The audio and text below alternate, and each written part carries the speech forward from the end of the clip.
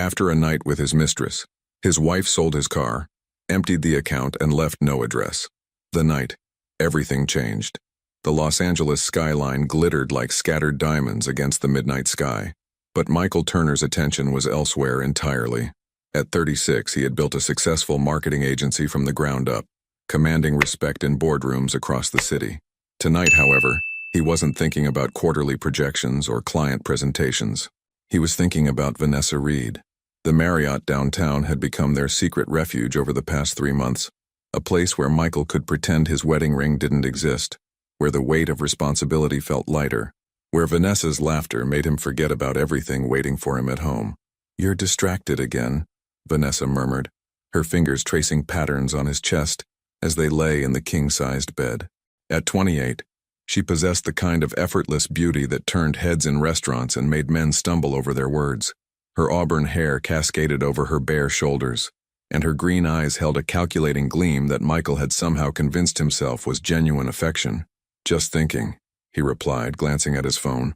3 missed calls from Evelyn. The guilt twisted in his stomach, but he silenced the device and tossed it onto the nightstand. "About her?" Vanessa's tone carried just a hint of jealousy, perfectly calibrated to make him feel wanted rather than pressured. Michael turned to face her, his hands finding her waist. "About you. About this. About how good this feels." It was a lie, of course. Lately, nothing felt good anymore. The thrill that had initially drawn him to these clandestine meetings was fading, replaced by a persistent anxiety that followed him everywhere. But admitting that would mean facing truths he wasn't ready to confront. Vanessa smiled, the expression not quite reaching her eyes. "Good, because I've been thinking too. About us. About our future." Michael's stomach clenched. Future. The word hung in the air like smoke, suffocating and impossible to ignore. "Van, we've talked about this." "I know what we've talked about," she interrupted, her voice taking on an edge he'd learned to recognize. "But things change, don't they? Circumstances change." Before he could respond, his phone buzzed with a text message. Against his better judgment, he reached for it, and Evelyn's name appeared on the screen. "Dinner's ready whenever you get home. The baby kicked for the first time today. I can't wait to tell you about it. I love you." The message hit him like cold water. Evelyn, his wife of 5 years. The woman who still looked at him with stars in her eyes, who had spent the afternoon picking out names for their first child, who probably had his favorite meal waiting on the table at this very moment. "Who is it?" Vanessa asked, though her tone suggested she already knew. "Work stuff," Michael lied, deleting the message without responding. The motion felt like crossing a line he couldn't uncross. Vanessa sat up, reaching for her wineglass. "You know, I've been offered a position in Chicago. Better pay, better opportunities." She took a sip, watching his reaction over the rim. "Of course, I'd rather stay here." With the right incentive, the implication was clear, and Michael felt trapped between 2 worlds that were growing more incompatible by the day. "Vanessa, I'm not asking you to decide tonight," she said, her voice soft but insistent. "But I can't keep pretending this is enough forever. I want more than stolen hours in hotel rooms, Michael. I want a real relationship, a real future." Michael's phone buzzed again. This time, Evelyn was calling. "Aren't you going to answer that?" Vanessa asked, her eyes hardening. "No," Michael said, declining the call. "Tonight is about us." But even as the words left his mouth, he knew they weren't true. Tonight wasn't about anything real or lasting. It was about avoiding the life he'd built, the responsibilities he'd accepted, the woman who loved him enough to wait up with dinner growing cold on the table. 2 hours later, they were dressed and heading toward the elevator. The hotel's marble lobby echoed with the sound of their footsteps, and Michael caught his reflection in the mirrored walls. He looked like a stranger, hollow-eyed and guilt-ridden, wearing an expression he didn't recognize. "I'll call you tomorrow," Vanessa said, pressing herself against him as they waited for the valet to bring their cars around. Her kiss was possessive, demanding, and Michael found himself responding despite the growing unease in his chest. "Yeah," he murmured. "Tomorrow." But as he drove through the empty streets toward home, Michael couldn't shake the feeling that he was driving toward something irrevocable. The city lights blurred past his window, and his phone, now turned back on, showed 4 more missed calls from Evelyn and a voicemail notification. He almost listened to it. His finger hovered over the play button for a full red light, but when the signal turned green, he tossed the phone into the passenger seat and pressed harder on the accelerator. At home, Evelyn would be waiting, At home, there would be questions and expectations and the reality of the life he was slowly destroying. At home, there would be consequences.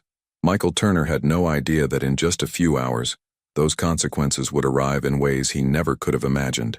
He had no idea that his wife, the woman he thought he knew, the woman he'd taken for granted, was about to teach him that sometimes the quietest people make the loudest statements. He had no idea that this would be the last night of his old life, the last night before everything changed forever. When everything falls apart in silence. Evelyn Turner sat in the dim glow of the kitchen light, her hands wrapped around a cup of chamomile tea that had long since gone cold. The dining room table was still set with Michael's favorite meal, grilled salmon with roasted vegetables, the same recipe his mother had taught her during their first year of marriage. The candles she'd lit at 7 o'clock had burned down to stubs, wax pooling on the good china plates they'd received as wedding gifts. It was 3:17 a.m. At 32, Evelyn had learned to read the subtle language of her husband's absences, late meetings that ran past midnight, weekend conferences that seemed to multiply as the months went by, the gradual cooling of his touch, the way his eyes would dart to his phone during conversations, the increasing frequency of his business dinners that left him smelling like expensive perfume that wasn't hers. But tonight felt different. Tonight, the silence in their Pasadena home felt final. She placed one hand on her gently rounded belly, feeling the flutter of movement that had become her constant companion over the past few weeks. 22 weeks along, and the baby had started responding to her voice, to music, to the emotional storms that seemed to roll through her with increasing frequency. "It's just you and me tonight, little one," she whispered, her voice barely audible in the empty house. "Daddy's busy." Her phone sat on the counter, the screen dark after her last attempt to reach Michael. 7 calls, 3 voicemails, and nothing. The silence was answer enough. Evelyn rose slowly, the weight of pregnancy making her movements more deliberate than usual. She'd been an office assistant at Henderson & Associates for 3 years, a job that paid modestly, but provided excellent health insurance they'd need when the baby arrived. Michael's agency had been thriving, or so he claimed, but lately he'd been increasingly secretive about their finances. "Just trust me to handle the business side of things," he'd said just last week, when she'd asked about setting up a college fund. "You focus on staying healthy and taking care of our baby." Our baby. The words felt hollow now, echoing in the empty kitchen like a promise that had already been broken. Evelyn moved through their home with the careful attention of someone memorizing details. The family photos lining the hallway, their wedding day, vacations to Napa Valley, last Christmas morning when they'd first talked about trying for a baby, Michael's law school diploma hanging in his office, the one he'd earned before deciding that marketing offered better financial opportunities. The nursery they'd started planning together, still empty except for a rocking chair that had belonged to her grandmother. Everything felt like evidence of a life that was already slipping away. At 3:45 a.m., she heard Michael's key in the lock. Evelyn didn't run to greet him. She didn't call out from the kitchen. Instead, she stayed perfectly still, listening to the familiar sounds of her husband trying to be quiet, the careful way he hung his keys on the hook by the door, the soft thud of his shoes being placed in the closet, the pause at the bottom of the stairs, probably checking to see if any lights were on. When he finally appeared in the kitchen doorway, Michael looked genuinely surprised to find her there. "Ev, why are you still awake?" His voice carried the slightly hoarse quality that came from talking too much, laughing too hard, living a life that didn't include her. "Couldn't sleep," she said simply, not looking up from her cold tea. "The baby's been active tonight." Michael's face softened, and for a moment he almost looked like the man she'd married. "Really? Any strong kicks?" "A few." Evelyn finally met his eyes, searching for something she wasn't sure she wanted to find. "I tried calling you. I wanted to share it with you." Something flickered across Michael's expression. Guilt, maybe, or annoyance at being caught. "Sorry. The client dinner ran really late, and then we went to some bar downtown for drinks. You know how these things go." Evelyn nodded slowly. She did know how these things went. She also knew that her husband's shirt was wrinkled in a way that suggested it had been hastily put back on, that his hair showed the telltale signs of someone else's fingers running through it, that he smelled like vanilla and jasmine, a perfume she'd never worn. "Which client?" she asked quietly. The question hung in the air between them, innocent enough on the surface but loaded with implications they both understood. "The Henderson account," Michael said without hesitation. "You know, the tech startup. Big potential for expansion." It was a smooth lie, delivered with the confidence of someone who'd had practice. Evelyn had handled Michael's calendar for the first 2 years of his business. There was no Henderson account, had never been a Henderson account. "That's nice," she said, her voice steady despite the way her heart was hammering against her ribs. "I saved you some dinner. Salmon. The way your mother makes it." Michael glanced at the untouched place setting, and something shifted in his expression.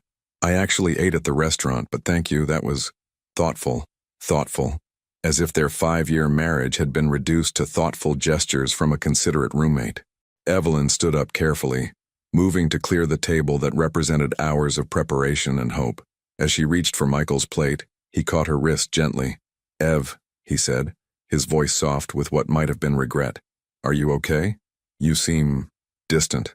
The irony of the accusation was so profound that Evelyn almost laughed.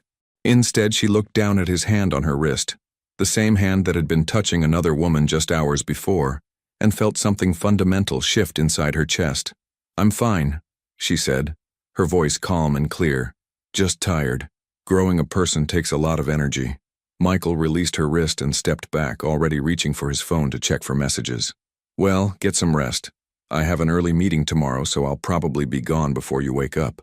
"Of course you will," Evelyn murmured, but Michael was already heading upstairs, his attention already elsewhere. Alone in the kitchen, Evelyn finished clearing the table with methodical precision. She wrapped the uneaten salmon and stored it in the refrigerator. She blew out the candle stubs and loaded the dishes into the dishwasher. She turned off the lights and checked the locks, performing the nighttime rituals that had once felt like shared responsibilities, but now felt like evidence of how completely alone she had become. Upstairs, she could hear the shower running. Michael always showered after his late nights out, another detail that had once seemed innocuous but now felt deliberate and telling. Evelyn sat on the edge of their bed, listening to the water run, and feeling the baby move restlessly inside her. Tomorrow, Michael would leave early for his meeting. Tomorrow, she would go to work and smile at her colleagues and pretend that her marriage wasn't disintegrating around her. Tomorrow, she would continue living the lie that her life had become. But tonight, in the quiet darkness of their bedroom, Evelyn Turner made a decision that would change everything. She was done pretending. She was done waiting. She was done being the woman who stayed home with cold dinners and broken promises. Tomorrow, she would start planning her disappearance. When a woman decides to take control, the alarm clock read 6:15 a.m. when Evelyn heard Michael's footsteps on the stairs. She lay perfectly still in their bed, her breathing steady and even, listening to the familiar sounds of his morning routine, the coffee maker gurgling to life, the rustle of papers being stuffed into his briefcase, the jangle of car keys. At 6:47 a.m., the front door closed with a soft click. Evelyn waited exactly 5 minutes before getting up. She had learned over the past few months of Michael's increasing absences to move with the precision of someone who understood that survival sometimes required strategy. Today, that strategy would unfold in a series of careful, deliberate steps that would leave no room for second-guessing or sentimentality. By 7:30 a.m., she was dressed in her most professional outfit, a navy blue blazer that accommodated her growing belly and low heels that wouldn't slow her down. She'd applied makeup carefully, knowing that today she would need to project confidence and competence to strangers who held pieces of her future in their hands. Her first stop was Westfield Auto Sales, a used car lot on the east side of town where she'd researched the night before. The manager, a middle-aged man named Tony Castellanos, looked surprised when she explained what she needed. "You want to sell the BMW today?" he asked, glancing at the pristine black sedan in his parking lot. "Ma'am, that's a beautiful car. You sure you don't want to think about this?" "I'm very sure," Evelyn replied, her voice calm and steady. "My husband and I are simplifying. We need the cash more than we need a luxury vehicle." It wasn't entirely a lie. They would need cash. She would need cash for what was coming next. The car was worth $38,000. After negotiations and paperwork, she walked away with $34,000 in cash, the bills neatly bundled in a manila envelope that she tucked securely into her purse. The whole transaction took less than 2 hours. From the car lot, she took an Uber to First National Bank, where she and Michael had maintained their joint checking and savings accounts for the past 3 years. The teller, a young woman named Jessica, whom Evelyn recognized from previous visits, greeted her with a warm smile. "Good morning, Mrs. Turner. How can I help you today?" "I need to make a withdrawal from our joint accounts," Evelyn said, placing her driver's license and bank card on the counter.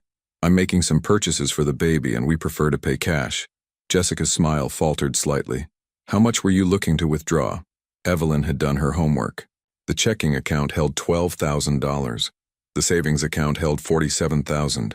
Money they'd been accumulating for a down payment on a larger house once the baby arrived. Everything, Evelyn said quietly. Both accounts. Mrs. Turner, that's quite a large amount. Are you sure you want to withdraw everything? I mean, that's nearly $60,000. I'm very sure, Evelyn replied. Is there a problem? Both accounts are joint accounts, correct? I have every legal right to access those funds. Jessica nodded quickly. Of course. It's just unusual. Would you like a cashier's check instead? It would be safer than carrying that much cash. Cash, please. The process took 45 minutes and required a manager's approval, but eventually Evelyn walked out of the bank with another manila envelope, this one containing $59,437. Combined with the car money, she now had over $90,000, enough to disappear completely and start over somewhere else. Her next stop required more courage. Daniels & Associates occupied a modest office building in downtown Pasadena, specializing in family law. Evelyn had found them through careful online research, looking for attorneys who handled divorce cases with discretion and efficiency. The receptionist, a woman in her 50s with kind eyes, looked up as Evelyn approached the desk. I need to speak with someone about filing for divorce, Evelyn said, her voice barely above a whisper. Today, if possible. Of course, dear. Let me see if Mr. Daniels has any openings. 20 minutes later, Evelyn sat across from Robert Daniels, a man in his early 60s with salt and pepper hair and the patient demeanor of someone who had guided countless people through the most difficult chapters of their lives. Mrs. Turner, he began gently, I understand you're interested in filing for divorce. Can you tell me a little bit about your situation? Evelyn had rehearsed this conversation in her mind, but sitting in the actual moment, the words felt heavier than she'd expected. My husband is having an affair, she said simply. I'm 22 weeks pregnant with our first child. We have joint assets including a home, vehicles, and bank accounts. I want to file for divorce and legal separation immediately. Mr. Daniels nodded, making notes on a yellow legal pad. Do you have evidence of the affair? I have knowledge of it, phone records, unexplained absences, physical evidence.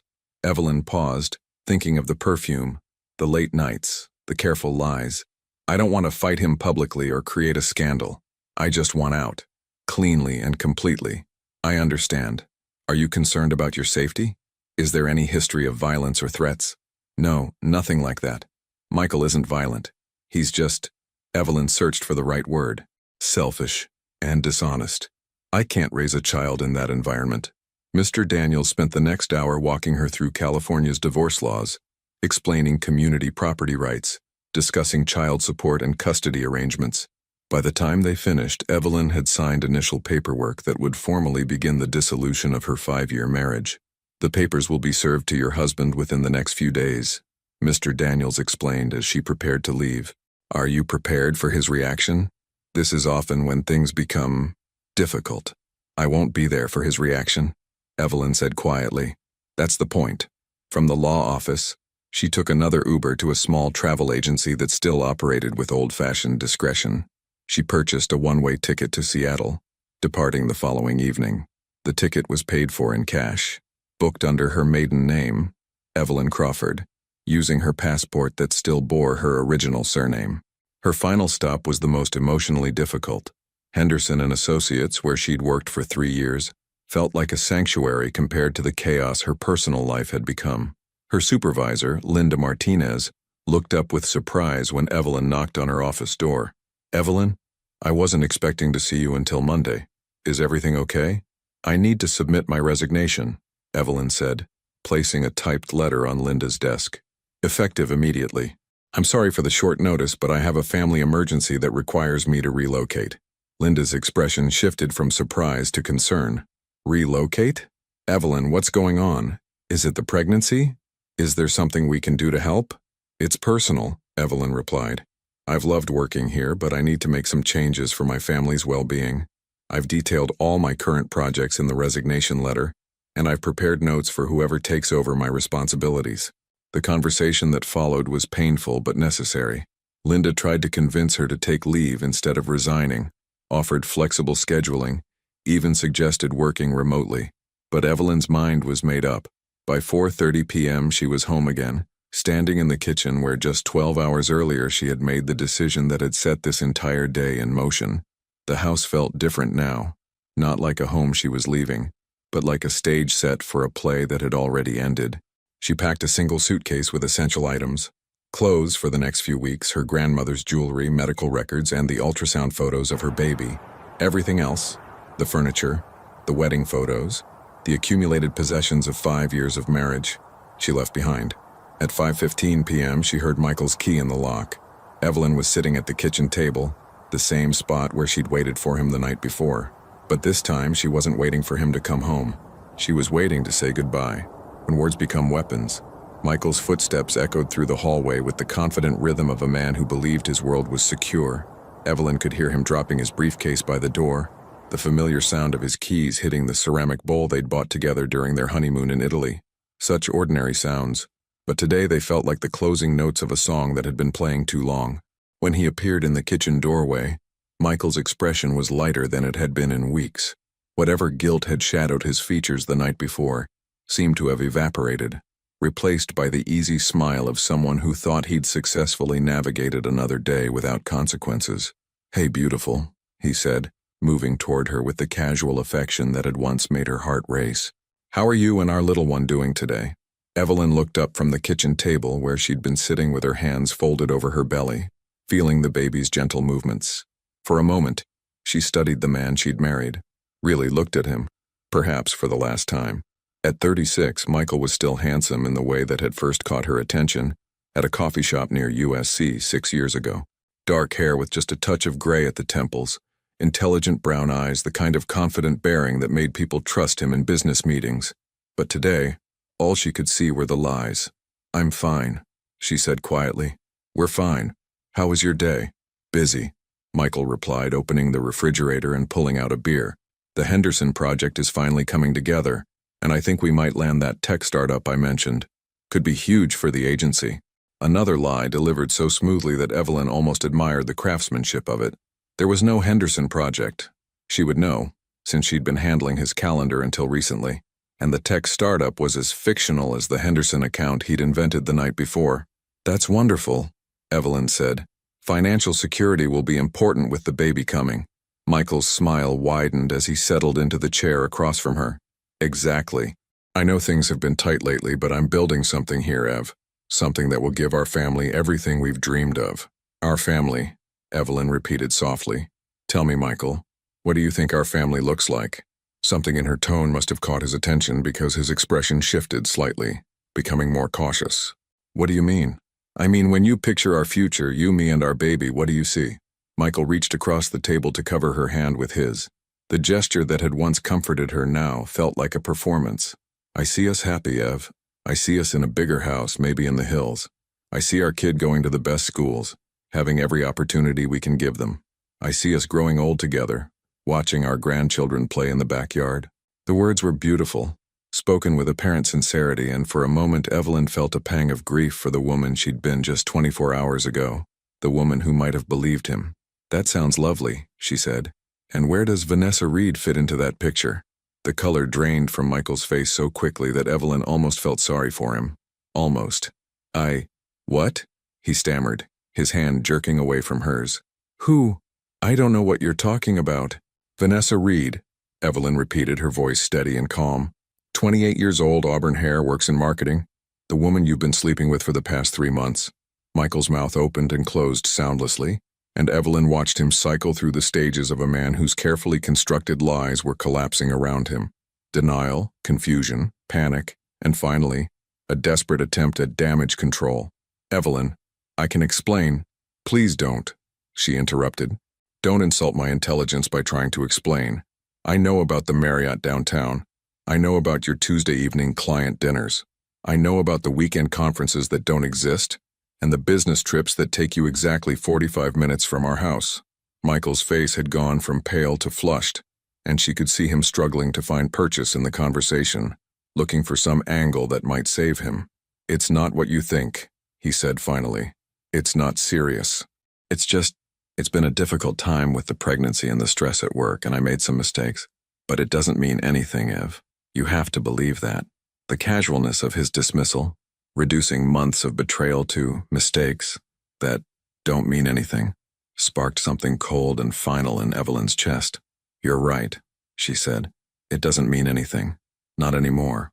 She stood up slowly, her hand supporting her belly, and moved to the counter where she'd placed an envelope and a set of keys. What are you doing? Michael asked, alarm creeping into his voice. I sold the BMW today, Evelyn said conversationally, as if she were discussing the weather.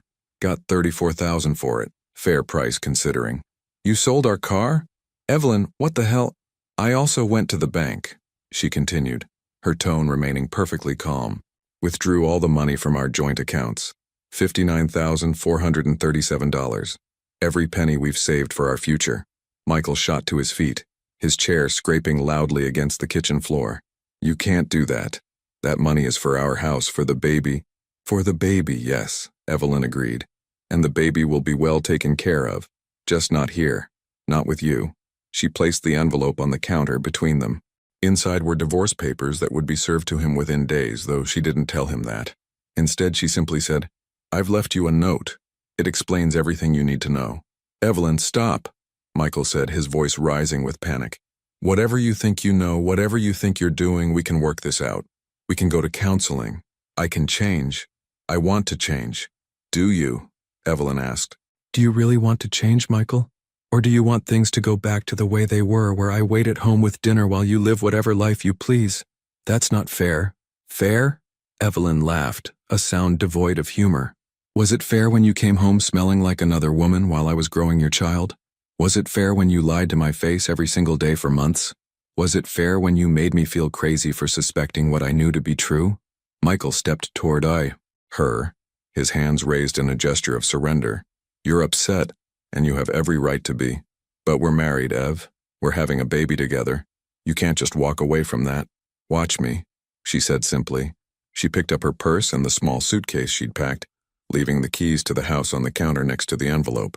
Everything else, the furniture, the wedding photos, the carefully curated life they'd built together, she left behind like artifacts of someone else's existence. Evelyn, please, Michael said, his voice breaking. Don't do this. Don't take our baby away from me. She paused at the kitchen doorway, looking back at the man who had been her husband, the father of her unborn child, the center of her world, for 5 years. You took our baby away from us the moment you chose to start a different life, she said quietly. I'm just making it official. Where are you going? He asked desperately. How am I supposed to find you? How am I supposed to be part of our child's life? Evelyn considered the question for a moment, then shook her head. You should have thought about that before you decided our family wasn't enough for you. She walked to the front door with measured steps, acutely aware that Michael was following her but not touching her, not physically trying to stop her. Perhaps some part of him understood that he had no right to. Evelyn, he called one last time as her hand touched the doorknob. I love you. I've always loved you. She turned back to look at him one final time. This man who had given her some of the best years of her life and was now giving her the strength to walk away from the worst. I know you think you do, she said softly. But love doesn't lie, Michael. Love doesn't betray. Love doesn't make promises it has no intention of keeping. The last thing she heard as the door closed behind her was the sound of Michael saying her name, over and over like a prayer that had come too late to save him. Outside, a taxi was waiting to take her to the airport. Evelyn Turner climbed into the back seat and didn't look back. When reality comes crashing down, Michael stood frozen in the empty kitchen for 17 minutes after Evelyn walked out the door. The silence that filled their home was different from the comfortable quiet they'd once shared. This was the silence of abandonment, of consequences finally arriving to collect their debt. The envelope she'd left on the counter seemed to pulse with malevolent energy, but Michael couldn't bring himself to open it. Not yet. First, he needed to understand what had just happened, needed to find some way to process the fact that his carefully compartmentalized life had just exploded in his face. He reached for his phone with trembling fingers and dialed Evelyn's number. It went straight to voicemail, her voice warm and familiar, asking him to leave a message. The normalcy of it felt like mockery. Ev, please call me back, he said after the beep. We need to talk about this. You can't just... You can't just disappear. We're having a baby together. Please. He hung up and immediately called again. Voicemail. Again. Voicemail. On the fourth attempt, an automated message informed him that the number was no longer in service. Panic began to claw at his chest as the reality of his situation started to sink in. With shaking hands, Michael opened the envelope Evelyn had left behind and unfolded a single sheet of paper covered in her careful handwriting. Michael, by the time you read this, I'll be gone. I've taken what I need to start over, which, as it turns out, isn't much. The house is yours, along with all the furniture and memories of what we used to be. I've filed for divorce. The papers will be served to you in the next few days. I won't be fighting you for anything except the right to raise our child away from the kind of man who thinks love is something you can compartmentalize. Don't try to find me. I've made sure that won't be possible. You wanted freedom to live your double life. Now you have all the freedom in the world. Evelyn P.S. You might want to call the bank. Michael's hands were shaking so violently that he could barely hold the phone as he dialed First National. The automated system seemed to take forever, but finally he reached a human voice. Mr. Turner? Yes, I can help you with that. Let me pull up your accounts. There was a pause, then a longer pause, then the sound of typing. Sir, I'm showing that both your joint checking and savings accounts were closed earlier today. Your wife withdrew all funds in cash. The words hit Michael like physical blows. That's not possible. How much was withdrawn? The total came to $59,437. Michael's legs gave out, and he sank into one of the kitchen chairs. Their entire life savings, gone. The money they'd been accumulating for a larger house for the baby's future, for emergencies, all of it, vanished in a single afternoon. Sir, are you still there? Yes, Michael managed. Yes, I'm here. Can we reverse this somehow? Can we? I'm sorry, sir, but Mrs. Turner had every legal right to access those funds. They were joint accounts, and she provided proper identification. Everything was done according to protocol.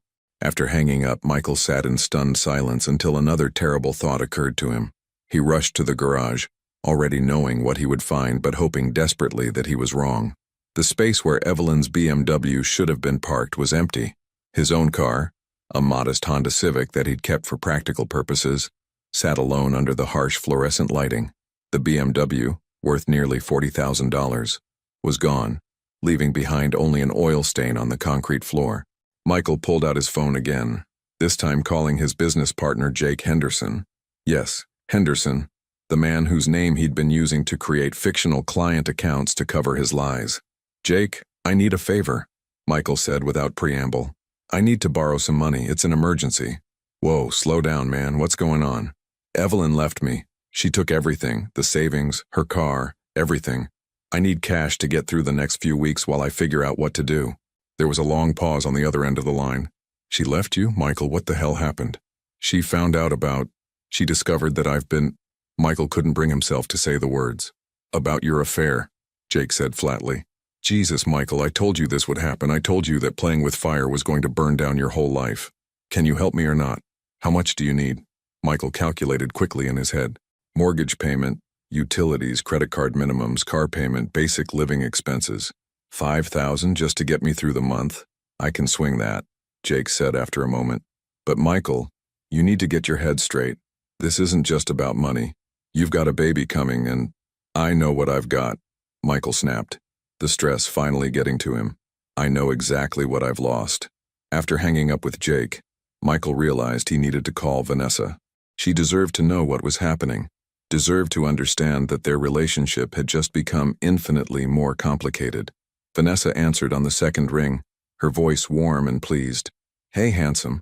I wasn't expecting to hear from you tonight. How was your day? Vanessa, we need to talk. Something's happened.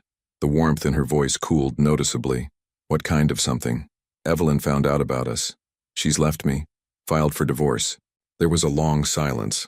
Then Vanessa said carefully, Okay, well maybe this is actually a good thing. Now we don't have to sneak around anymore. We can be together openly. Michael closed his eyes, dreading what he had to tell her next.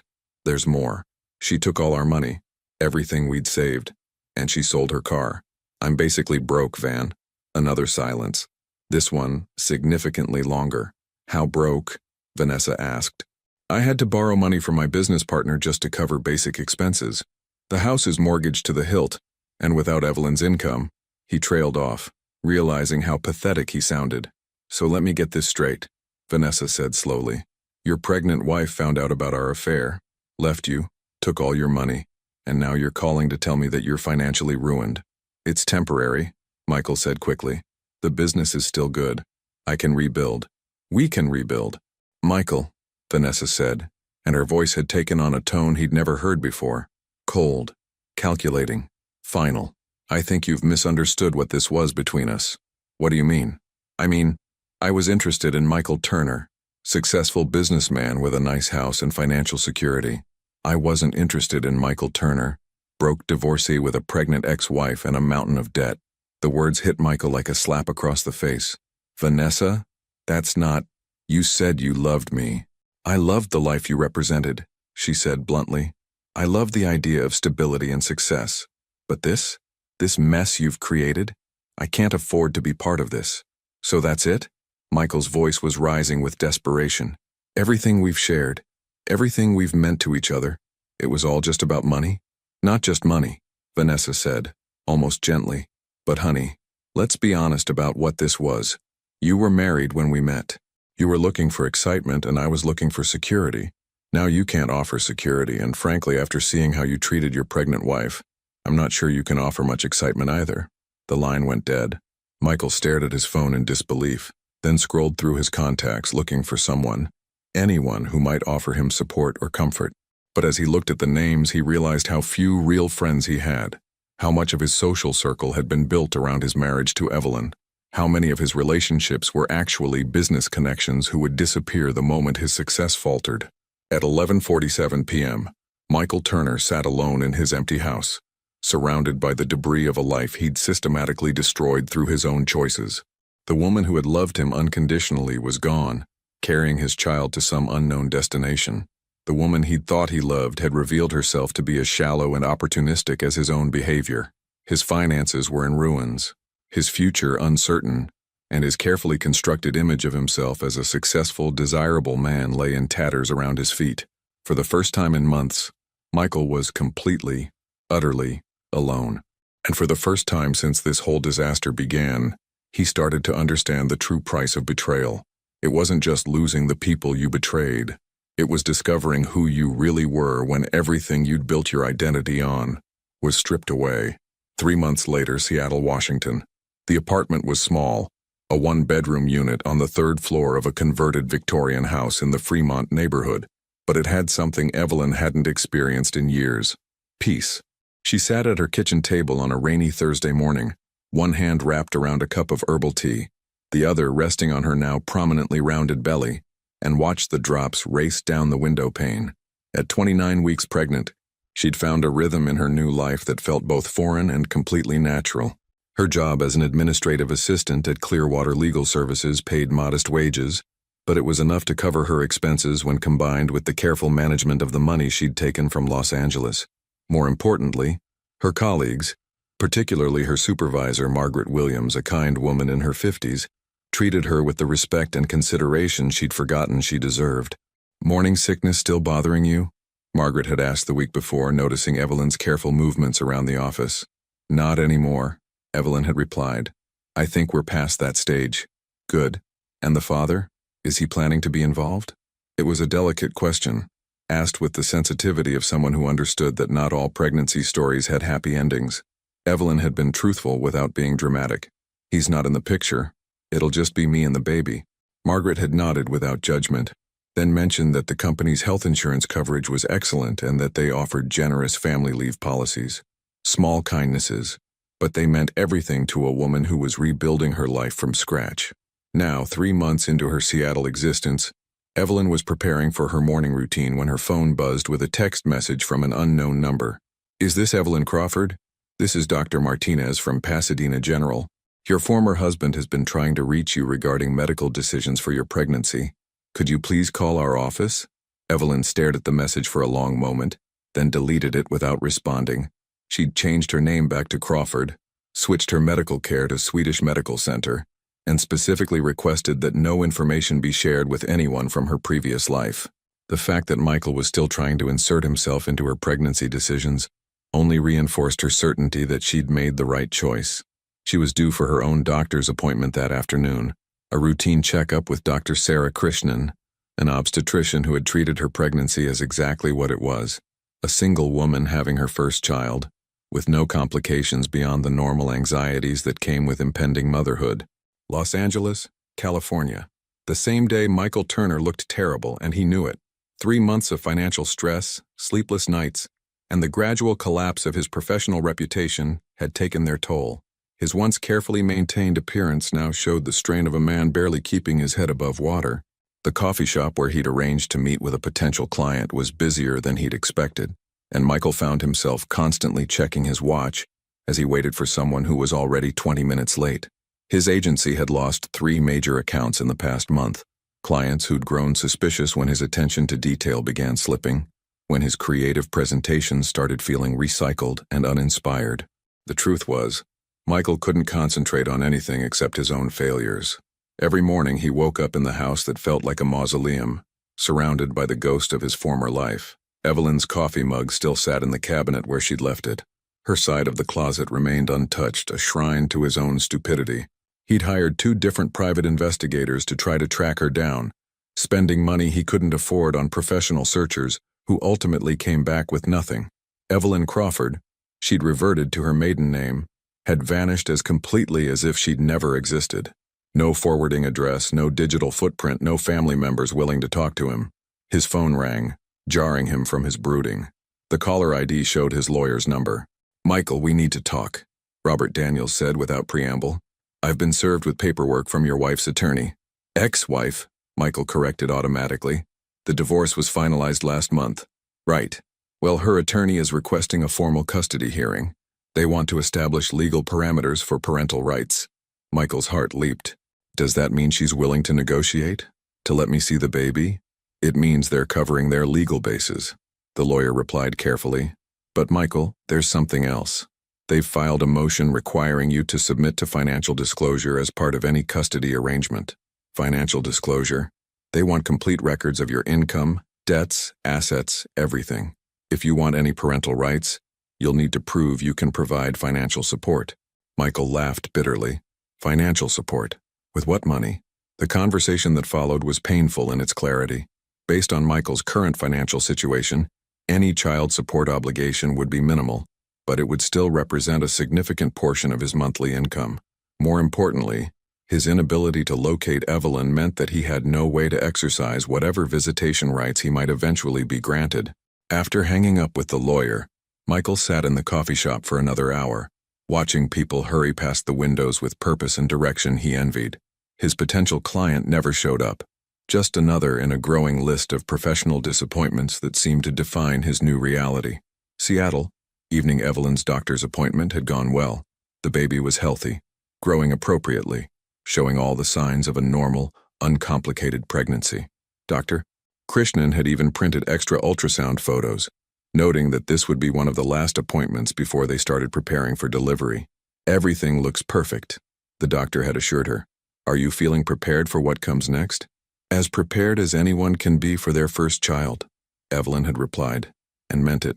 She'd been attending childbirth classes, reading everything she could find about newborn care, and slowly accumulating the supplies she'd need. It wasn't the pregnancy she'd once imagined. There was no partner to share the excitement with, no family traditions to continue, but it was hers. That evening, she sat in the small nursery she'd created in the corner of her bedroom, folding tiny clothes and organizing supplies. The rocking chair she'd found at a consignment shop creaked softly as she tested it, and for a moment she allowed herself to imagine what it would feel like to sit here in a few months, holding her child for the first time. Her phone rang, displaying her sister's number from Portland. "How are you feeling?" Nicole asked. She was the only family member who knew where Evelyn had relocated, sworn to secrecy after Evelyn had explained the basics of why she'd left Los Angeles. "Good. Tired, but good. The doctor says everything is progressing normally. And you haven't heard anything from him?" "Michael's lawyer keeps trying to initiate contact through the courts, but my attorney handles all of that. I don't want direct communication." "Do you think that's fair?" Nicole asked gently. "I mean, it is his baby, too." Evelyn was quiet for a moment, considering how to explain something she'd spent months thinking about. "It is biologically his child," she said finally, But Nicole, he chose to build a relationship with someone else while I was pregnant. He chose to lie to me every day for months. He chose to prioritize his own desires over his family's well-being. Those were his choices. And now you're choosing for him. I'm choosing for my child, Evelyn corrected. I'm choosing to create a stable, honest environment where my baby won't have to wonder why daddy doesn't live with us, or why mommy cries sometimes, or why there's always tension in the house. Nicole was quiet for a moment. You sound different, stronger. I feel different, Evelyn admitted. I feel like myself again, for the first time in a long time. After they hung up, Evelyn returned to her quiet evening routine.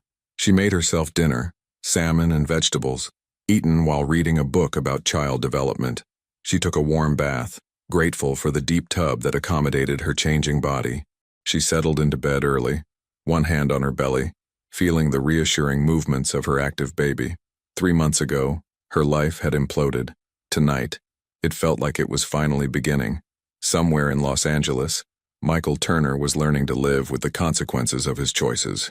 Here in Seattle, Evelyn Crawford was learning to live with the freedom that came from making different ones. 6 months later, Swedish Medical Center, Seattle. The labor had started at 3:17 a.m. on a crisp October morning, with contractions that felt like waves building into something magnificent and terrifying. Now, 14 hours later, Evelyn held her daughter against her chest and marveled at how completely her world had changed in a single moment.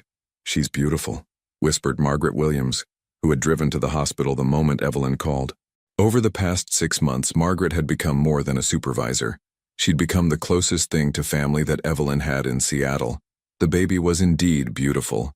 6 pounds, 4 ounces of perfect features and fierce personality. She had Evelyn's delicate chin and what looked like it might become Michael's dark hair. But her eyes, those were entirely her own, a startling blue-gray that seemed to take in everything with ancient wisdom. "Have you decided on a name?" asked Dr. I. Krishnan, who was completing the final paperwork. Evelyn looked down at the tiny face pressed against her shoulder and felt a certainty she hadn't expected. "Lily," she said softly. "Lily Grace Crawford." She'd deliberately chosen to give the baby her own surname, making a legal statement about their family structure that felt both protective and empowering. This child would grow up knowing exactly where she belonged, and with whom. "Lily Grace," Margaret repeated. "That's perfect." Over the next 3 days in the hospital, Evelyn experienced a kind of contentment she'd never known existed. Nursing came naturally.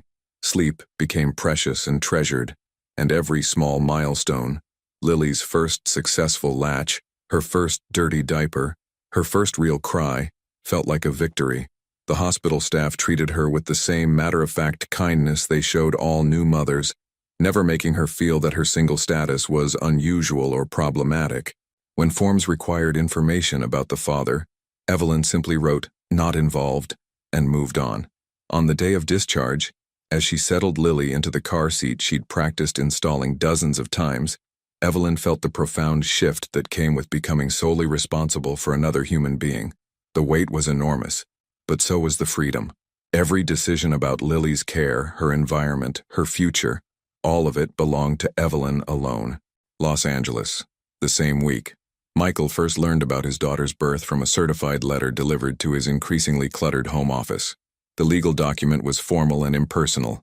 Notice of birth, female child born October 15th to Evelyn Crawford. Legal name, Lily Grace Crawford. Father listed as Michael Turner. Rights pending custody determination.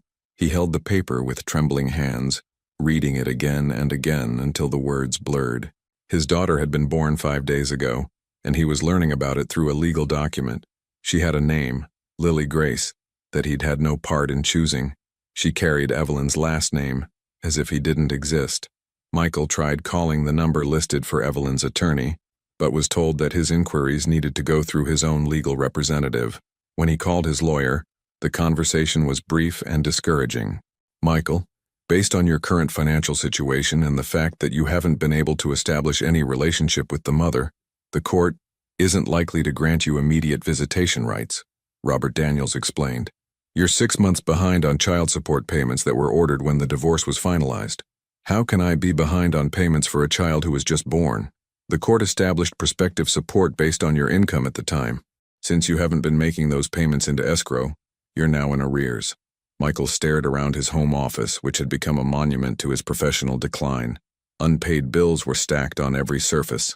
His computer showed a bank account balance that was overdrawn by $300. The mortgage payment was 2 months behind, and he'd received a notice of foreclosure proceedings just the week before. What do I need to do? He asked finally. Get your financial house in order. Find steady employment. Demonstrate that you can provide stable support for a child. Then we can petition for supervised visitation. After hanging up, Michael sat in the gathering darkness of his office and tried to imagine what his daughter looked like. Did she have Evelyn's green eyes or his brown ones? Was she healthy? Was she sleeping well? Did Evelyn sing to her the way she used to hum while cooking dinner? The questions tortured him because he had no way to find answers. That evening, desperate for some connection to his former life, Michael drove to the Marriott downtown, the hotel where he'd spent so many nights with Vanessa. He wasn't sure what he hoped to accomplish, but sitting in his empty house was becoming unbearable. The hotel bar was dimly lit and filled with the kind of well-dressed professionals he used to be.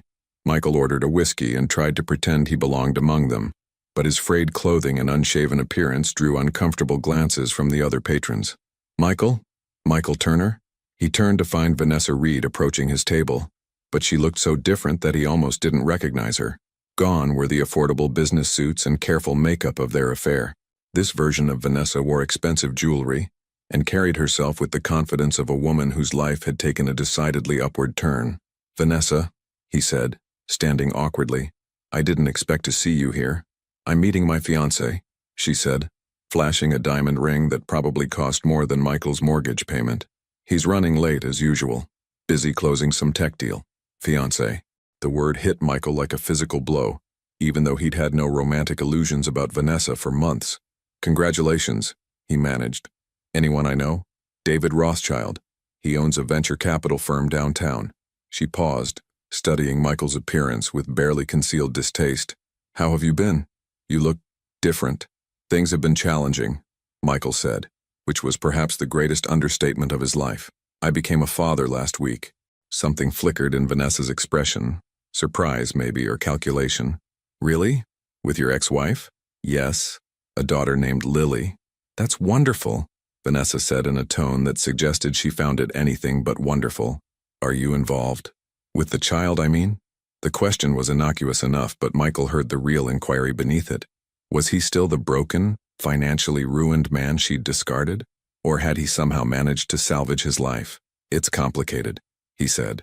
Evelyn relocated during the pregnancy. I'm working through the legal system to establish my rights. I see.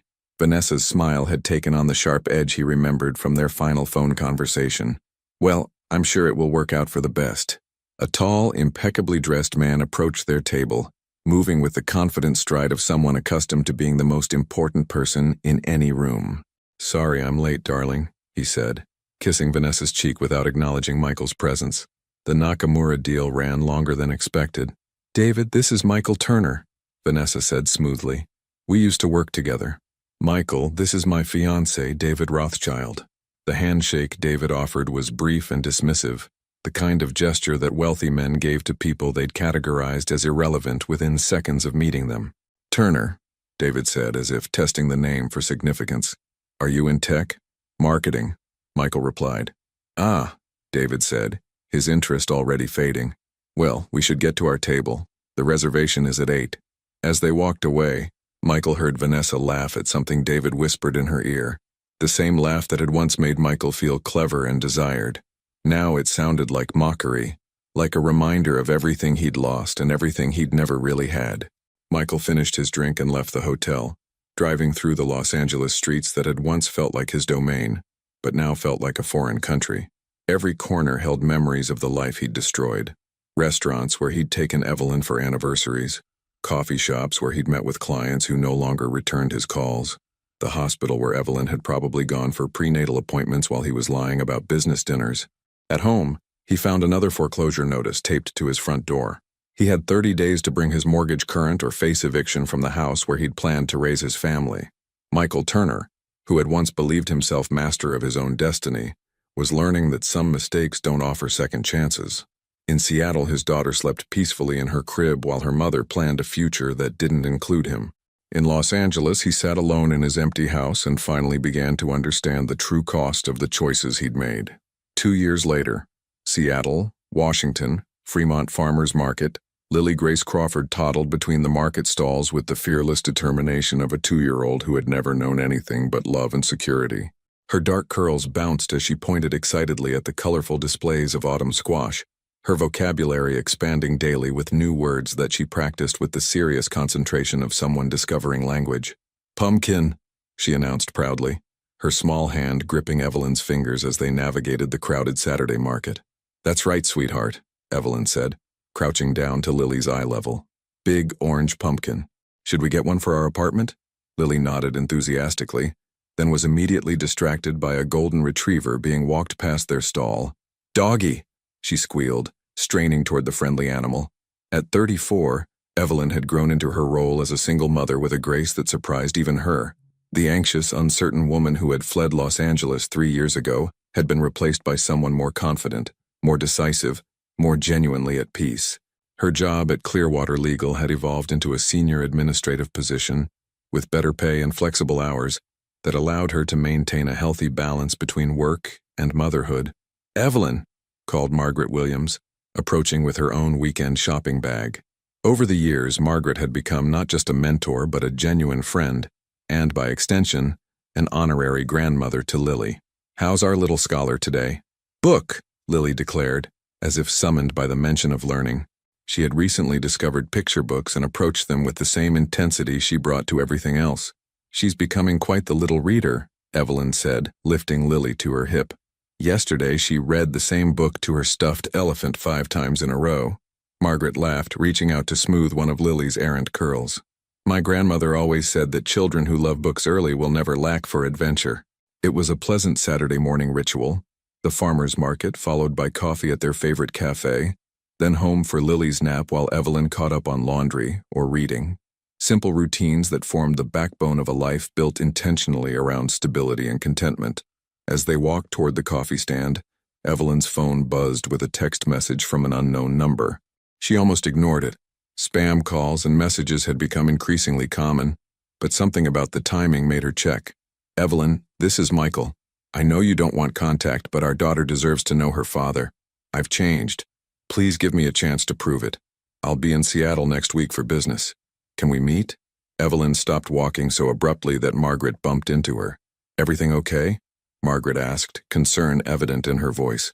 Evelyn stared at the phone screen, feeling her carefully constructed piece wobble slightly. Michael, after 2 years of silence, he was trying to insert himself back into their lives. "Just work stuff," she said, deciding not to burden Margaret with the complications of her past. "Let me handle this quickly." She typed back a response. "Do not contact me again. Any communication needs to go through my attorney." Then she blocked the number and slipped the phone back into her pocket. But the easy rhythm of their morning had been disrupted. As they sat at their usual table outside the cafe, Lily happily munching on a blueberry muffin, Evelyn found herself scanning the crowd with an alertness that felt foreign and unwelcome. "Mama sad?" Lily asked, her 2-year-old intuition picking up on the shift in Evelyn's mood. "No, baby," Evelyn said, forcing a smile. "Mama's just thinking. Want to go to the park after we finish our snacks?" Los Angeles. The same weekend. Michael Turner stood in the parking lot of LAX, staring at his phone and the message that had just shattered his last hope for reconciliation. "Do not contact me again." The words felt like a door slamming shut on any possibility of redemption. The past 2 years had been a slow climb out of the hole he'd dug for himself. After losing the house to foreclosure, he'd moved into a modest apartment in Burbank and taken a job with a small marketing firm that paid a fraction of what his own agency had once generated, but it was steady work, and it had allowed him to slowly pay down his debts and begin the process of rebuilding his financial stability. More importantly, he'd started seeing a therapist, Dr. Jennifer Walsh, a patient woman in her 40s who had helped him understand the selfishness and entitlement that had driven his destructive choices. Through months of difficult sessions, Michael had begun to recognize the man he'd become and the man he wanted to be. "You can't undo the past," Dr. Walsh had told him during one particularly painful session, "but you can take responsibility for it and choose to behave differently moving forward." Taking responsibility had meant finally, truly understanding what he'd done to Evelyn, It meant accepting that his affair hadn't been a mistake or a moment of weakness. It had been a sustained betrayal of the most fundamental promise he'd made to another human being. It meant recognizing that Evelyn's decision to disappear had been an act of self-preservation, not vindictiveness. But understanding didn't make the longing go away. For 2 years, Michael had wondered about his daughter. Did she have his nose or Evelyn's? Was she walking yet? Talking? Did she ever ask about the father she'd never met? The trip to Seattle had been planned as a business trip. His company had a potential client there. But Michael had harbored hopes that somehow, seeing Evelyn face to face, he might be able to bridge the gap his choices had created. Now, standing in the airport parking lot with her rejection fresh on his phone screen, he realized how foolish those hopes had been. His flight to Seattle left in 3 hours.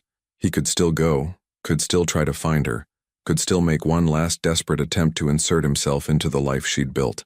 But as he stood there in the California sunshine, Michael finally understood something that therapy had been trying to teach him for months. Love, real love, sometimes meant stepping away.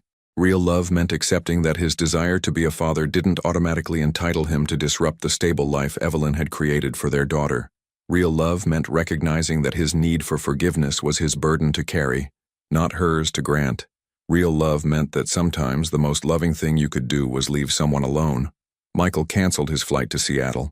Seattle, Sunday evening. Lily had fallen asleep in Evelyn's arms while they read bedtime stories, her small body warm and trusting against her mother's chest. Evelyn sat in the rocking chair she'd bought during those first weeks in Seattle, watching her daughter's peaceful face in the soft light from the hallway. The text message from Michael had shaken her more than she wanted to admit, not because she had any desire to reconcile with him, but because it forced her to confront questions she'd been avoiding about Lily's future. What would she tell her daughter about her father as she grew older? How would she explain his absence without poisoning Lily against him or making her feel unwanted? How would she handle it if Michael continued to try to contact them? "You're safe," she whispered to her sleeping daughter. "Whatever happens, you're safe and loved, and that's what matters." It was a promise she intended to keep, regardless of what ghosts from her past might try to resurface. Evelyn had built a good life in Seattle, not perfect, not without challenges, but honest and stable and filled with the kind of quiet contentment she'd never known was possible. She had meaningful work, genuine friendships, and a daughter who was thriving in an environment of consistent love and security. She had learned that sometimes the most radical thing a woman could do was simply refuse to accept less than she deserved, and she deserved peace. They both did. 4 years later, Seattle, Washington, Lincoln Elementary School.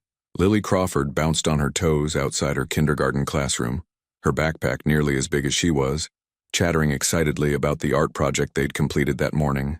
At 4 years old, she had inherited Evelyn's thoughtful nature but possessed a confidence that was entirely her own, the quiet assurance of a child who had never questioned whether she was wanted or loved. "Mrs. Patterson says I'm really good at drawing people," Lily announced as they walked toward Evelyn's car. "She wants to put my picture of our family on the bulletin board." Evelyn felt a familiar flutter of pride mixed with protectiveness. "That's wonderful, sweetheart. What did you draw?" "Me and you and Margaret Williams and Mrs. Henderson from next door and Rusty," Lily recited, referring to the elderly golden retriever that belonged to their neighbor and had become Lily's unofficial best friend. Family. For Lily, the word encompassed the network of caring adults who formed her daily world. Not the traditional nuclear structure that Evelyn had once thought was necessary, but something more fluid and perhaps more honest. "That sounds like a perfect family picture," Evelyn said, and meant it completely. At 37, Evelyn had settled into her life with a contentment that still surprised her sometimes. Her position at Clearwater Legal had evolved into office management, with a salary that allowed them to live comfortably in a larger apartment with a small garden, where Lily grew tomatoes and painted rocks. She'd even started dating again. David, a kind pediatric nurse she'd met at Lily's school, who understood that Lily came first but brought warmth and laughter into their quiet routines. "Mama," Lily said as they drove through the familiar streets of their neighborhood, "Jessica's dad is coming to Career Day next week to talk about being a firefighter. Are you coming to talk about your job?" "Would you like me to?" Evelyn asked. "Yes. You could tell everyone about how you help lawyers and make sure important papers go to the right places. That's important work." Evelyn smiled at her daughter's serious assessment of administrative duties. Lily had spent enough afternoons at the office during school holidays to understand that her mother's work mattered. even if it wasn't glamorous. I'll talk to Mrs. Patterson about it, Evelyn promised. They were pulling into their parking space when Lily asked, with the casual directness that only children possessed, "Mama, why don't I have a daddy like Jessica and Tyler?" The question wasn't entirely unexpected. It surfaced occasionally as Lily became more aware of family structures different from her own, but it still required careful navigation. "Some families have mommies and daddies," Evelyn said, turning off the engine and giving Lily her full attention. "Some families have two mommies or two daddies. Some families have grandparents who take care of the children, and some families, like ours, have one parent who loves them very, very much. But I did have a daddy once, right? Before I was born." Evelyn's chest tightened, but she kept her voice steady. "Yes, you did. But he made some choices that meant he couldn't be part of our family. That's not your fault, and it doesn't mean anything is wrong with you. It just means that our family looks different from some other families." Lily considered this for a moment with the seriousness she brought to all new information. "I like our family the way it is," she said finally. "Me too, sweet girl. Me too. Los Angeles, Van Nuys." Michael Turner stared at the rejection email on his laptop screen, the fourth one this month. The message was polite, but clear. "While your qualifications are impressive, we've decided to move forward with another candidate." He closed the laptop and rubbed his tired eyes. At 40, he looked older than his years. Stress had carved permanent lines around his eyes, and his hair had gone gray at the temples in a way that might have been distinguished if he'd had the wardrobe and confidence to carry it off. Instead, he just looked worn down. The small apartment in Van Nuys was all he could afford on his current salary from the discount marketing firm where he'd been stuck for the past 2 years. His boss, a 28-year-old who called everyone bro and wore sneakers to client meetings, had made it clear that Michael was lucky to have any job at all, given his reputation issues. Because that was the thing about Los Angeles. It was a small town when it came to professional circles, and Michael's spectacular fall from grace had become the kind of cautionary tale that people whispered about in conference rooms and networking events. "Oh, you mean Michael Turner? The guy who cheated on his pregnant wife and lost everything? Yeah, I heard he's working at some strip mall agency now. Can you imagine?" He'd tried to rebuild his professional network, tried to pitch new clients, tried to start over. But everywhere he went, the story followed him. Not because Evelyn had spread it. She'd never said a word publicly about their divorce, but because Vanessa had been less discreet. During her brief period of uncertainty after their affair ended, before she'd landed the wealthy venture capitalist, Vanessa had confided in friends who confided in other friends. The story of the successful businessman who'd thrown away his marriage for a woman who immediately dumped him when his money dried up had spread through LA's professional circles like wildfire. Michael's phone buzzed with a text from his landlord. "Rent is 3 days late. Please remit payment immediately or face eviction proceedings." He checked his bank account balance. $147.83. Rent was $1,200. His phone rang. Jake Henderson, probably calling with another loan that Michael couldn't afford to ask for but desperately needed. "Michael, hey. Listen, I saw something you should know about," Jake said without preamble. "Brenda was at that charity gala downtown last week. Vanessa was there with that rich husband of hers, Rothschild." Michael felt something twist in his stomach. "Okay. And?" "It was awkward as hell, man. You could see people whispering when she walked by. Someone loud enough for Brenda to hear said, 'That's the one who broke up the Turner marriage while his wife was pregnant.' Her husband looked mortified." Jake paused. Then later, Brenda overheard 2 women in the bathroom talking about how some people think marriage into money erases their past, but everyone remembers what kind of woman goes after married men. Michael felt a strange, hollow satisfaction. Vanessa Rothschild, for all her diamonds and designer dresses, was still known as the other woman, still carrying the social stain of what she'd done. "She's trying to play the respectable wife now," Jake continued, "but everyone knows what she is." Brenda said you could see it in her face. She knows people are talking. Her husband probably thought he was marrying some innocent marketing professional, not the woman who destroyed a pregnant woman's marriage. "So she's not exactly living her fairy tale?" Michael asked. "Rich? Yes. Respected? Hell no." Brenda said she looked miserable every time someone gave her those "we know what you did" looks. Money doesn't erase a reputation like that, especially among women who see her for what she really is. The conversation left Michael with a bitter taste. It wasn't satisfaction exactly. Vanessa's social discomfort didn't undo the damage she'd helped him create, but it was a reminder that actions had consequences for everyone involved. even those who thought they could climb their way out of them. After hanging up, Michael sat in his dingy apartment and considered his options. He could keep trying to rebuild in Los Angeles, fighting the reputation that preceded him everywhere. He could move to another city, start over completely with a new identity. He could give up on marketing altogether and try to find work in some other field. All of those paths led to the same destination, being a 40-year-old man with no family, no real friends, no meaningful connections, working jobs he'd once considered beneath him just to pay rent on apartments he'd once considered slums. His daughter was 6 years old now. She was learning to read, making friends, building memories that would shape her entire life. And he was not part of any of it, not because of legal restrictions or geographical distance, but because of choices he'd made when she was still growing inside her mother's belly. Somewhere in Seattle, Lily Crawford was probably having dinner with her mother, talking about her day at school, planning weekend activities, living the kind of secure, loving childhood that Michael had helped make possible by removing himself from it. Michael Turner had lost everything that mattered, and unlike the heroes in movies, there was no redemption arc waiting for him. There was just the long, difficult process of learning to live with the consequences of being the kind of man who destroyed his own family for a few months of excitement. Some mistakes echoed forever. Some choices couldn't be undone. And sometimes, the price of betrayal was a lifetime of paying it. 7 years later, Seattle, Washington, Lily's elementary school graduation. 7-year-old Lily Crawford stood confidently at the podium in her elementary school's small auditorium, addressing her graduating class as the student representative. Her dark hair was pulled back in a neat ponytail, and she wore the same serious expression she'd inherited from her mother, but amplified with a poise that was entirely her own.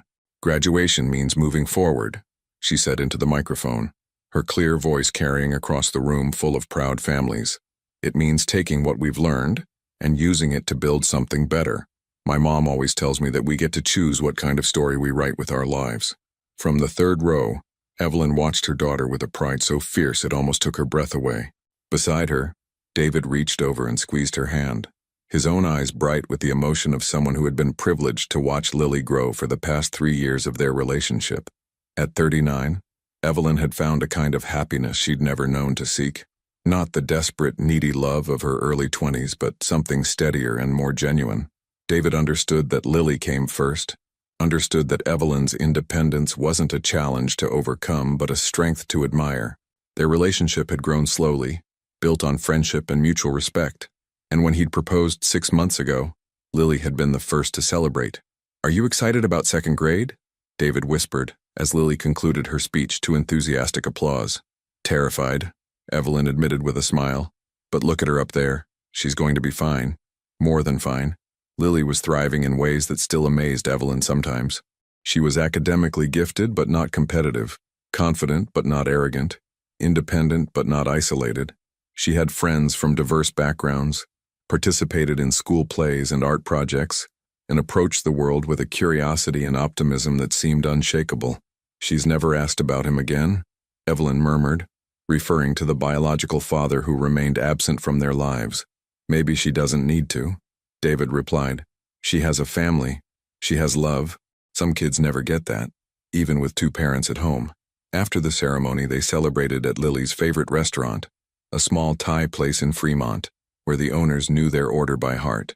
Lily chattered excitedly about her plans for summer camp and her hopes for second grade, while Evelyn marveled at how completely her daughter's world was her own creation, built on honesty, stability, and the kind of unconditional love that had never been complicated by betrayal or disappointment. Los Angeles County General Hospital. Michael Turner sat in the emergency room waiting area, holding an ice pack to his swollen jaw, and trying to explain to the triage nurse that yes, he had insurance, but no, he couldn't afford the copay right now. The fight had started at Murphy's Bar in Studio City, where Michael had become a regular over the past year. He'd been drinking alone, as usual, when he'd overheard 2 men discussing business deals. One of them mentioned needing marketing help, and Michael, emboldened by whiskey and desperation, had approached their table. "Excuse me, I couldn't help but overhear. I'm Michael Turner. I have my own marketing agency," he'd said, extending his hand with the practiced charm that had once been his trademark. The younger of the 2 men had looked him up and down with undisguised disdain. "Michael Turner? Wait, aren't you the guy who cheated on his pregnant wife and lost everything?" I heard about you from my cousin who works at Brennan and Associates. The conversation that followed had been humiliating. Michael had tried to explain that he'd changed, that his personal mistakes didn't reflect on his professional abilities, that he deserved a chance to rebuild, but the damage to his reputation had calcified over the years into something permanent and inescapable. Listen, buddy, the older man had said, not unkindly but firmly. I've got a wife and kids. I'm not going to do business with someone who destroys families. That's just not the kind of person I associate with. Michael had snapped then, saying things about their wives and their marriages that had led to the altercation that landed him in the emergency room. Now at 43, he sat surrounded by other people whose lives had taken wrong turns, waiting for medical attention he couldn't afford for injuries he'd earned through his own poor judgment. His phone buzzed with a text from his current landlord. Eviction notice will be served Monday if rent is not current. This is your final warning. Michael stared at the message, then at his reflection in the black screen when it dimmed. The face looking back at him was that of a man who had been worn down by years of consequences, each bad decision compounding the last until he'd become someone he barely recognized. He'd lost 4 jobs in the past 3 years, each time because someone had Googled his name and discovered his reputation. He'd tried using his middle name, tried moving to different parts of the city, even tried freelancing under a pseudonym. But Los Angeles was a small town when it came to professional networks, and his story had become the kind of cautionary tale that people shared to feel better about their own choices. You reap what you sow, his mother had told him during their last conversation before she'd stopped taking his calls entirely. You made your bed, Michael. Now you have to lie in it. The worst part wasn't the poverty or the loneliness or even the physical consequences of his drinking. The worst part was the knowledge that somewhere in Seattle, his daughter was growing up without him, not because of custody battles or geographical distance, but because of who he'd chosen to be when it mattered most. Beverly Hills, the Rothschild estate.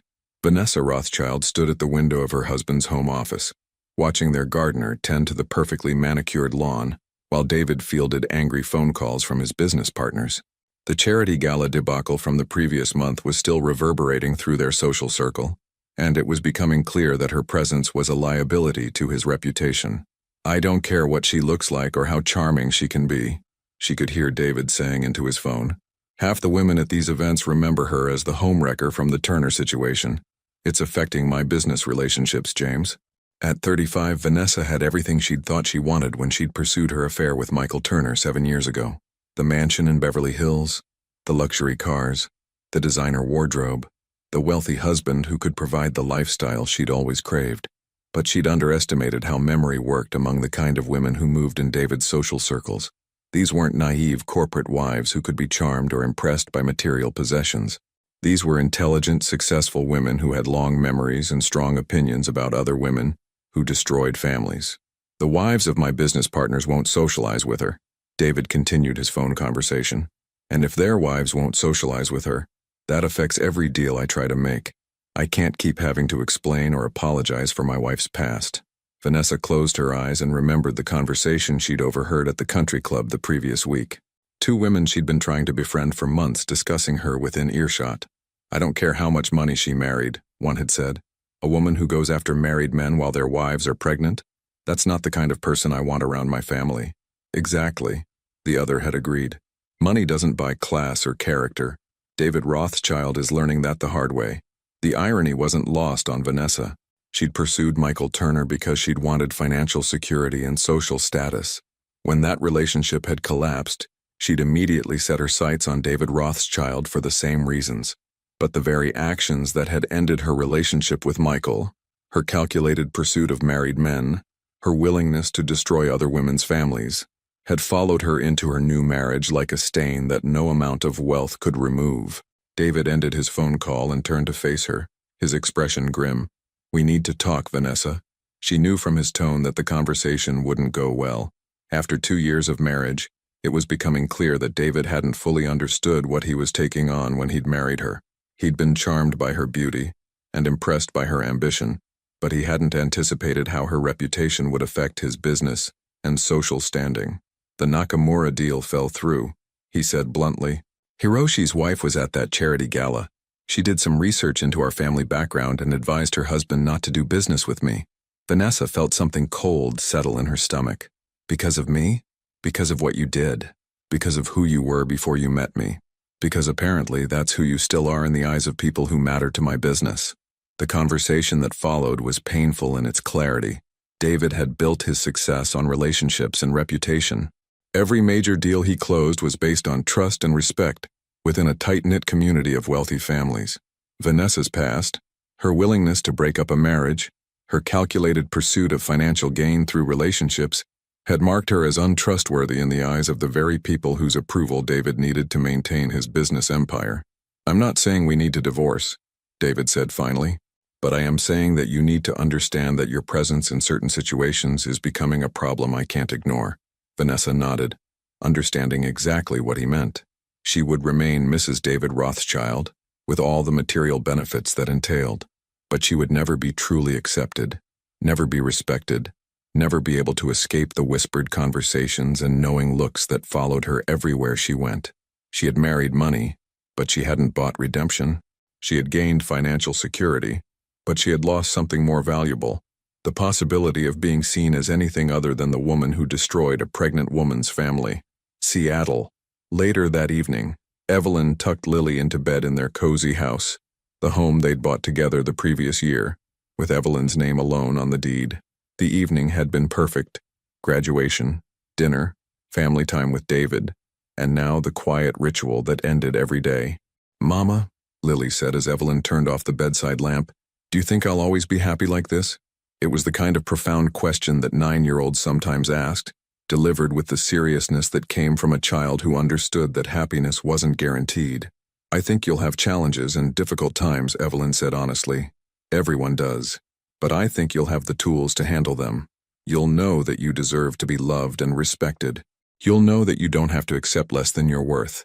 Because you taught me that," Lily said confidently. "Because you learned it," Evelyn corrected. "I just made sure you had the space to learn it." After Lily fell asleep, Evelyn sat in her living room with David, planning their wedding and talking about their future. They would blend their families carefully. David's teenage son from his first marriage had already bonded with Lily, and their relationship was growing into something genuine and lasting. "Do you ever wonder about him?" David asked gently, referring to the man whose absence had shaped so much of their family dynamic. "Sometimes," Evelyn admitted. "I wonder if he's healthy, if he's found peace. But I don't wonder if we made the right choice. Look at her, David. Look at our life. This is what safety and love and respect look like." 7 years after walking away from her marriage, Evelyn Crawford had built exactly the life she'd dreamed of. Not perfect, but honest. Not glamorous, but stable. Not dramatic, but deeply, quietly happy. She had learned that sometimes the most radical thing a woman could do was simply refuse to accept less than she deserved. And in the end, that refusal had given her everything she'd never known to want. 10 years after Seattle, Washington, a Saturday morning in spring, the wedding dress hung in Evelyn's bedroom like a promise fulfilled. Simple ivory silk, elegant without being ostentatious, chosen by a woman who understood that true beauty came from authenticity rather than display. Today, at 41, Evelyn Crawford would become Evelyn Matthews, and 12-year-old Lily would officially gain the father she'd never known she was missing. "Are you nervous, Mama?" Lily asked, sitting cross-legged on the bed while Evelyn applied her makeup with steady hands. "Happy nervous," Evelyn replied, meeting her daughter's eyes in the mirror. "The best kind." Lily had grown into a thoughtful preteen with her mother's grace and her own quiet strength. She excelled in school, played violin in the youth orchestra, and approached the world with a curiosity that seemed to expand daily. More importantly, she possessed an unshakable sense of her own worth, the gift that Evelyn had worked hardest to give her. "David's really excited," Lily said. "He told me yesterday that he's proud to officially become my dad." The word dad fell naturally from Lily's lips now. David had earned the title through years of patient presence, homework help, bedtime stories, and the 1,000 small acts that defined real parenthood. He'd never tried to replace anyone in Lily's life. There had been no one to replace, but had simply filled the space with steady, unconditional love. "How do you feel about that?" Evelyn asked. "I feel like our family is complete," Lily said with the matter-of-fact wisdom that sometimes startled Evelyn with its clarity. "We chose each other. That makes it even more special than families that just happen by accident. Chosen family." The phrase perfectly captured what Evelyn had built, not the traditional structure she'd once thought she needed, but something more intentional and perhaps more meaningful. Margaret Williams knocked softly on the bedroom door, entering with the flowers and the bright smile that had been a constant in their lives for over a decade. At 63, she had become the grandmother that Lily adored and the mother figure that Evelyn treasured. "The guests are arriving," Margaret announced, "and David is downstairs looking like a man who can't believe his good fortune." The wedding would be small. 30 people gathered in the garden behind the house that Evelyn and David had bought together 6 months earlier. Lily's friends, David's family, colleagues from work, neighbors who had become friends, people who knew their story and celebrated their happiness without reservation. "Are you ready?" Margaret asked, adjusting Evelyn's necklace with the practiced care of someone who had been part of all their important moments.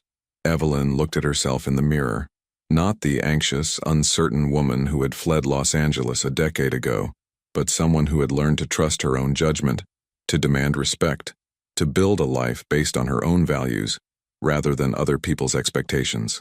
"I'm ready," she said, and meant it completely. Los Angeles the same day. Michael Turner sat in the small apartment he shared with 2 roommates in North Hollywood, staring at the newspaper's wedding announcements that someone had left on the kitchen counter. He wasn't looking for anything specific, just killing time before his shift at the warehouse where he'd been working for the past 8 months. His finger stopped on a familiar name: Crawford Matthews' wedding. There was no photo, just a simple announcement that Evelyn Crawford would marry David Matthews in a private ceremony in Seattle, and that the bride's daughter, Lily Grace Crawford, would be adopted by the groom following the marriage. Michael stared at the words until they blurred. His daughter, 12 years old now, almost a teenager, would officially have a new father today, a man who had earned the right to be called Dad, through presence and patience and all the qualities that Michael had forfeited through his own choices. He tried to imagine what Lily looked like now, wondered if she still had the serious expression he remembered from the ultrasound photos that had been included in legal documents years ago. Did she play sports? Was she artistic? Did she ever wonder about the man whose DNA she carried but who had never been part of her life? The questions would never be answered, and Michael had finally learned to live with that uncertainty. Some consequences were permanent. Some losses couldn't be recovered. Some mistakes echoed through generations, shaping lives in ways that couldn't be undone. At 46, Michael worked manual labor jobs and lived in shared apartments and had learned to measure success in much smaller increments than he once had. Staying sober for 6 months, paying his rent on time, not getting fired for personality conflicts with supervisors who were half his age. It wasn't the life he'd planned, but it was the life his choices had earned him. He folded the newspaper carefully and placed it in the recycling bin, then got ready for work. Today, like every day for the past 10 years, he would live with the consequences of being the kind of man who destroyed his own family for a few months of selfish excitement. Beverly Hills, the Rothschild estate. Vanessa Rothschild stood at the window of her bedroom, watching the staff prepare for another charity event that she wouldn't attend. David had stopped asking her to accompany him to social functions after the 3rd public humiliation, when another wife had loudly wondered why anyone would invite that woman to events meant to benefit families and children. At 37, she had everything she'd thought she wanted: wealth, luxury, security, but none of the respect or acceptance she'd imagined would come with them.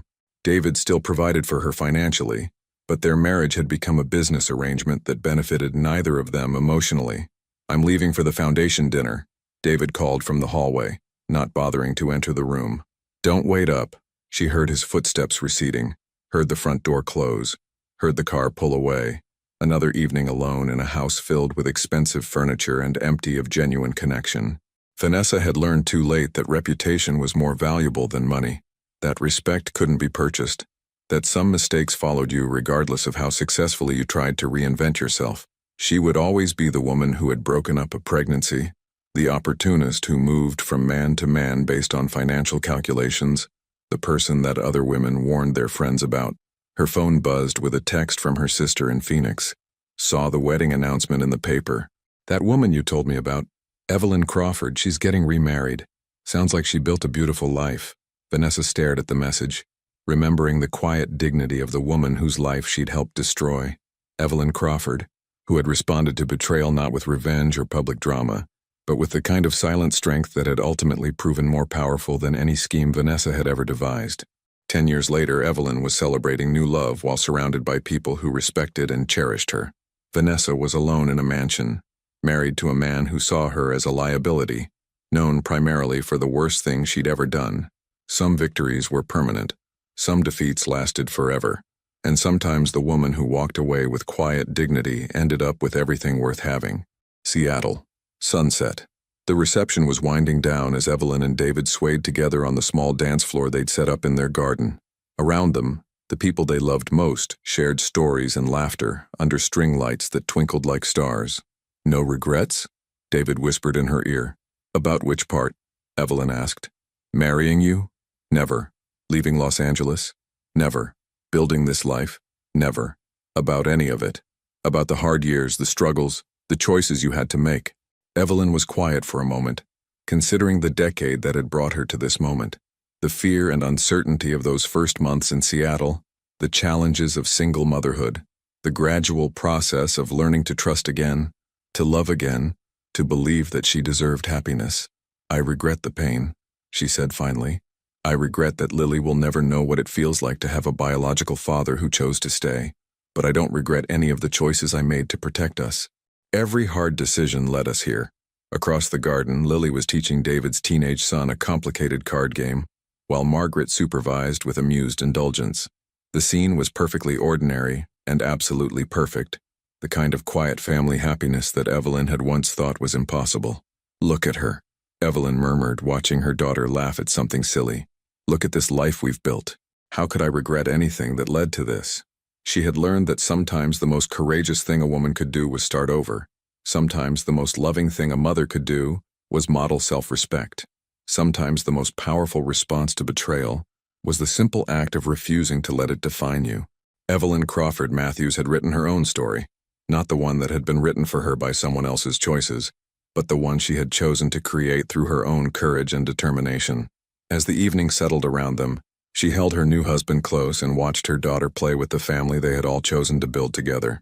It was a good story. It was a true story. It was her story. The end. A story about choices and consequences, about the courage to start over, and about the truth that dignity is always more powerful than revenge. Sometimes the greatest victory is simply refusing to accept less than you deserve. I hope you enjoyed today's video. If you did, please leave a like to help me out, and don't forget to subscribe to the channel so you don't miss out on the next stories. Thanks for watching, and see you in the next video.